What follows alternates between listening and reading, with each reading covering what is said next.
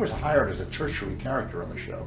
Spock wasn't even the second in command of the show when we first started doing it. He was a tertiary character. But for 11 years, we were in this strange kind of no man's land where we were all about Star Trek, but there was no Star Trek production. Star Trek premiered on NBC on September 8, 1966, and lasted just 3 seasons before cancellation in 1969. Yet the show Gene Roddenberry built from desperation, ingenuity, and a shoestring budget went on to spawn one of the most enduring franchises in entertainment history. 13 films, 8 live-action television series, and 3 animated series all trace their origins back to that first episode. Behind the warp drives and Vulcan salutes, however, lies a collection of stranger, wilder, and far more fascinating stories that even devoted Trekkies rarely know. Here are 15 of them. Number 15, NBC rejected the first pilot for being too cerebral and too female. Before William Shatner ever set foot on the bridge of the Enterprise, another man sat in that captain's chair. Gene Roddenberry pitched NBC on a pilot called The Cage, which starred Jeffrey Hunter as Captain Christopher Pike. Hunter was a legitimate Hollywood name, known for playing Jesus Christ in the 1961 film King of Kings, and Roddenberry believed his presence would give the show immediate credibility. The pilot was filmed, delivered, and promptly rejected. NBC called it too slow and too cerebral, a damning verdict for a science fiction show built on ideas. But the rejection carried an even more revealing complaint. NBC executives also objected to the presence of a female first officer aboard the Enterprise, a character known simply as Number One, and played by Majel Barrett, who was Roddenberry's girlfriend at the time. The network's position was blunt. A woman in command was something they believed audiences simply would not accept in 1964. Roddenberry was forced to remove Number One from the show entirely in order to secure a second chance. Barrett herself was not gone for long, however. Roddenberry recast her as Nurse Christine Chappell, hiding her under a blonde wig, and she remained a fixture across the entire original run. The irony is striking. A network that declared female authority unbelievable quietly accepted the same actress in a supporting medical role without objection. Number 14, Lucille Ball personally saved the show twice. Star Trek was not produced by a major Hollywood studio in its early years. It was produced by Desilu Productions, the company co-founded by comedian Lucille Ball and her husband Desi Arnaz, best known for I Love Lucy. When NBC rejected The Cage, the financial pressure to simply walk away was enormous. Most studios would have cut their losses. Ball did not. She believed in the show strongly enough to personally authorize funding for a second pilot, an almost unheard-of decision from a network at that time. Her advocacy was the direct reason Where No Man Has Gone Before got made, the pilot that introduced Shatner and successfully landed the series order. Number 13, NBC airbrushed Spock's ears out of promotional photos. Even after the show was greenlit, NBC's anxiety about Spock did not disappear. When the network began preparing promotional materials for magazines ahead of the series premiere, executives made an extraordinary decision. Any photograph of Leonard Nimoy showing his pointed ears or arched eyebrows was retouched to remove those features before publication. The reasoning, according to network representatives at the time, was that the character's resemblance to the traditional image of the devil would cause religious viewers to avoid the show entirely. NBC genuinely believed Spock's appearance could sink the series before a single episode aired. The concern turned out to be entirely wrong. When the show premiered and audiences saw Spock in full, the reaction was almost the opposite of what NBC feared. Number 12. The transporter was invented to save money, not to tell stories. One of the most iconic pieces of technology in all of science fiction did not emerge from a visionary desire to explore the possibilities of matter teleportation. It emerged from a production budget that could not afford to show a spacecraft landing. Gene Roddenberry's original plan for the Enterprise was straightforward. The ship would physically land on planets when the crew needed to explore them. He began researching how to depict this on screen, and quickly realized, as he later recounted in the 50-year mission, that attempting to land the ship would consume the entire episode budget before a single line of dialogue was filmed. Models of shuttlecraft presented the same problem. The special effects team came up with a solution. Instead of showing the ship descend, they would show characters dissolving into light and rematerializing elsewhere. The first transporter effect was created by filming grains of aluminum powder falling in slow motion in front of a black background, then hiring that footage over shots of actors simply standing still. The result was the shimmering, sparkling beam that audiences immediately recognized as something new and remarkable. Number 11. The Vulcan salute came from a Jewish religious ceremony. The hand gesture that has become one of the most recognized symbols in popular culture was not written into any script. It was not designed by a prop department or suggested by a director. Leonard Nimoy invented it on the spot during rehearsals for the second season episode Amok Terelikonii Time, which aired on September 15, 1967. Nimoy felt that Vulcans, as a highly evolved and gesture-oriented species, should have a distinct physical greeting. What he reached for was something buried in his childhood memory. Born in 1931 to Ukrainian Jewish immigrants in Boston, Nimoy had attended Orthodox synagogue services as a young boy.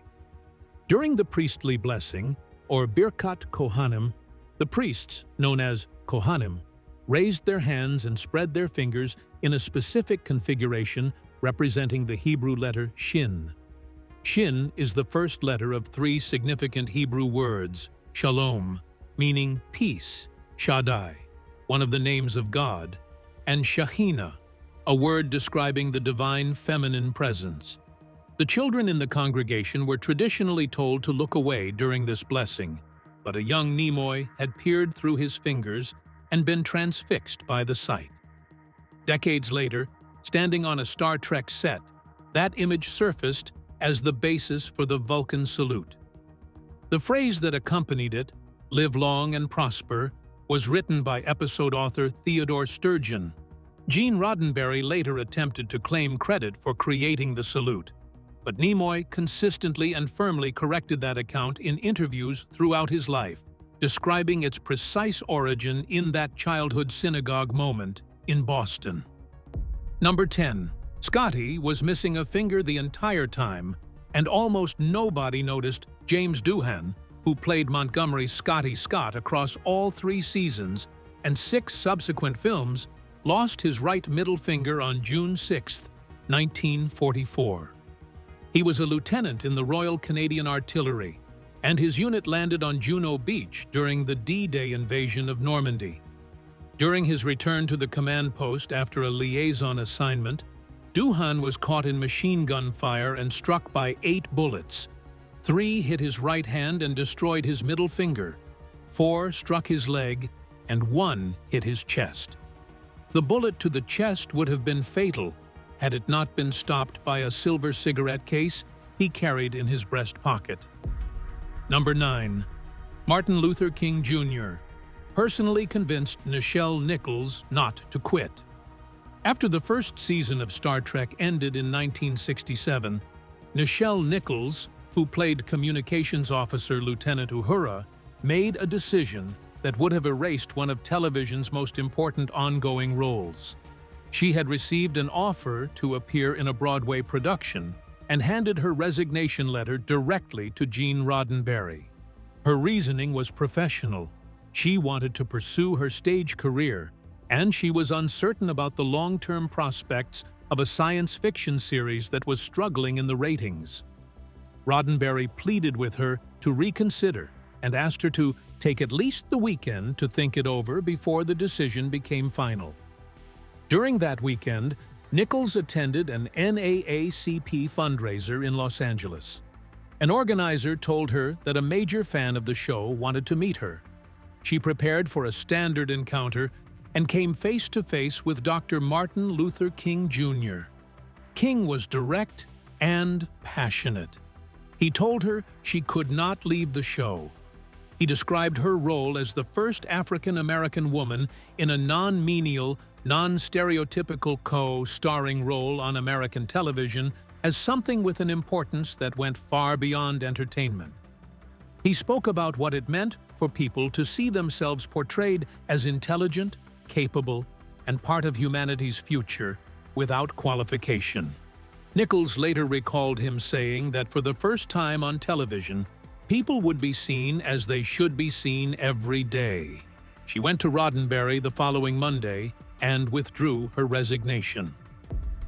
Number 8. The interracial kiss required 2 sets of scripts. On November 22, 1968, the 3rd season episode Plato's Stepchildren broadcast what is widely described as the first lip-to-lip interracial kiss between a white and black actor on American scripted television. Captain Kirk and Lieutenant Uhura were forced to kiss by alien captors possessing telekinetic powers, a plot device that was deliberately constructed to give everyone involved a form of cover. The kiss was not chosen freely by the characters, which gave the network, the actors, and the production team a degree of protection against the predictable backlash from certain segments of the audience. NBC was concerned enough about the reaction from Southern television affiliates that they supervised the filming closely and prepared for potential fallout. 2 versions of the scene were written and filmed. In one version, the kiss occurred as written. In the other, Shatner and Nichols were filmed looking away from each other at the critical moment, providing an edit that would remove the contact entirely.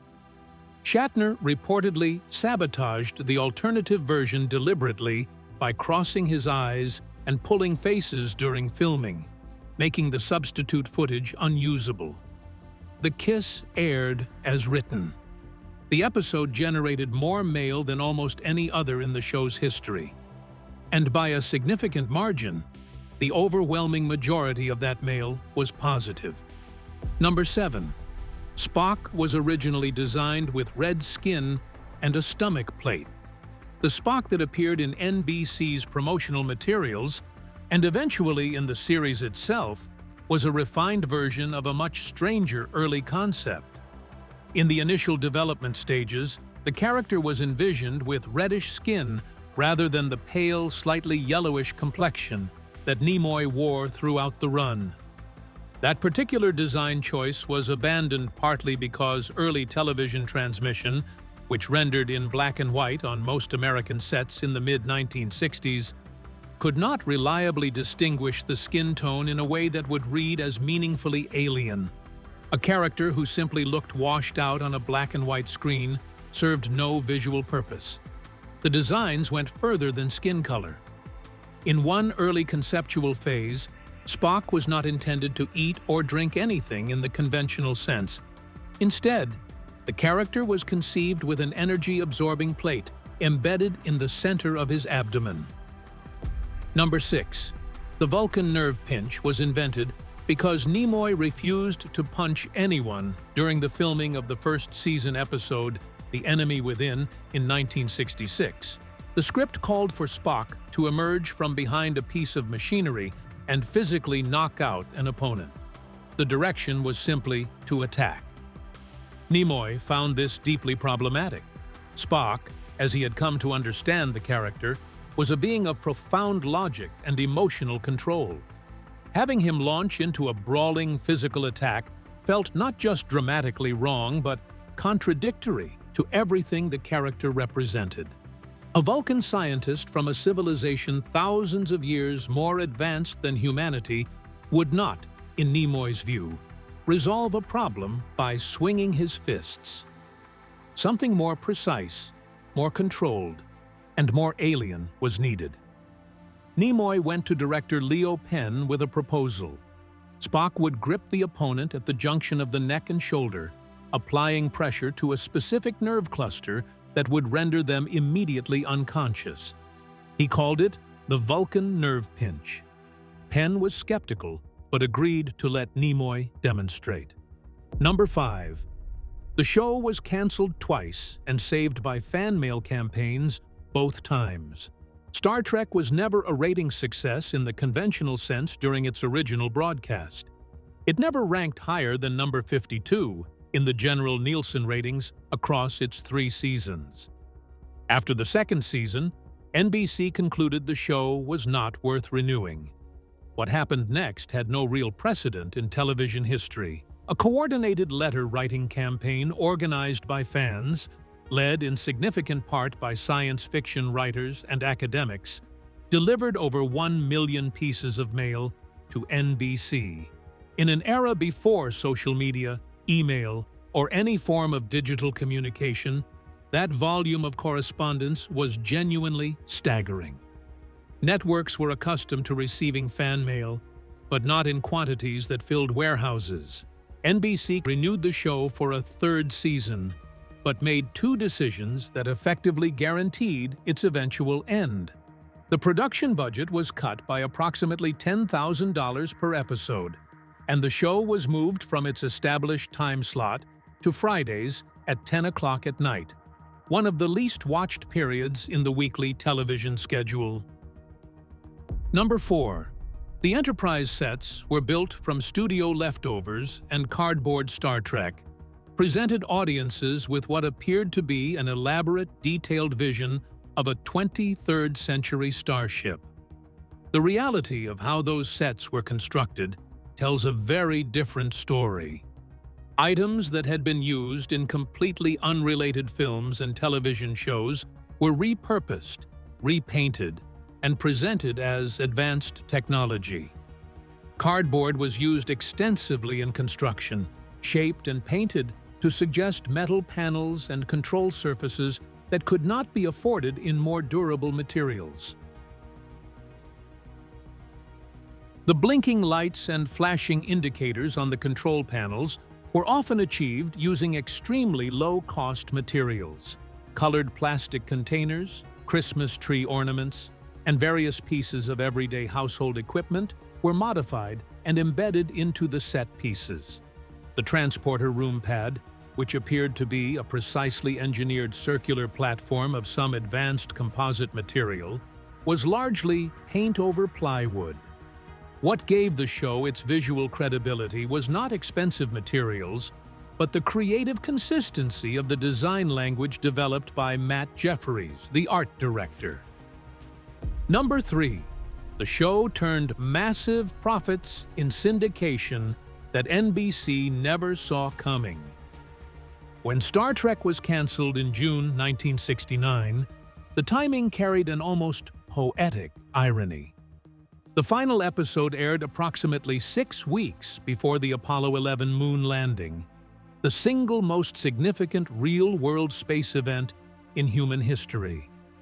A show about humanity's future in space disappeared from network television just as humanity was taking its first genuine steps beyond Earth's surface. The network's assessment was that the show had failed commercially, and there was little reason to revisit that judgment.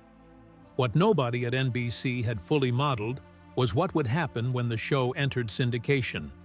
Star Trek, in syndication, did not merely survive. It built an audience far larger than anything it had achieved during its original broadcast, spreading across multiple countries and generating the kind of passionate, organized fandom that had not existed in that form before. The show's 79 episodes were licensed to local stations and international broadcasters, and with each new wave of viewers, the audience grew rather than shrank. By the mid-1970s, The franchise was clearly alive and expanding. The NASA Space Shuttle orbiter prototype was named Enterprise in 1976, following a massive write-in campaign by fans, a direct echo of the letter writing that had saved the show itself years earlier. Paramount, recognizing what was in front of them, commissioned the first Star Trek feature film, which opened in 1979 with the original cast and proved that the audience NBC had dismissed was substantial enough to fill cinemas worldwide. Number 2. Gene Roddenberry described the show as "wagon train to the stars" to sell it. Gene Roddenberry had a vision for Star Trek that was philosophically ambitious, socially progressive, and committed to exploring genuinely difficult ideas about humanity, conflict, and civilization through the lens of science fiction. He also understood that television networks in the early 1960s were not going to greenlight a show described in those terms. The strategy he used to get Star Trek through the door at NBC was to frame it in the simplest, most familiar terms possible. He described it as "wagon train to the stars," invoking one of the most successful westerns on American television at the time. The metaphor was deliberately calculated. A group of people on a journey through unknown territory, facing new challenges in each episode, with a rotating cast of guest characters providing fresh stories, was a format NBC understood immediately. What Roddenberry did not emphasize in his pitch was the extent to which the show would use that familiar Western framework to examine civil rights, the Cold War, military ethics, the nature of consciousness, and the meaning of humanity. Number 1. The original series pilot footage was legally recycled into a 2-part episode. When NBC rejected The Cage as a pilot, the footage did not disappear. Roddenberry held on to it, and when the regular series entered production with Shatner as Kirk, a creative and financial opportunity presented itself. The production was under constant budget pressure, and an entirely new episode meant paying for an entirely new shoot. The Cage was already paid for. Roddenberry and writer D.C. Fontana developed a solution. They would build a new framing story around the existing footage and broadcast the original pilot material as a show within a show. The result was The Menagerie, a 2-part episode that aired in November 1966 during the first season. With this, we have come to the end of this video. Thanks for watching. If you enjoyed this video, do well to like, comment, and subscribe for more content. To enjoy more thrilling stories, click now on the following video that pops up on your screen.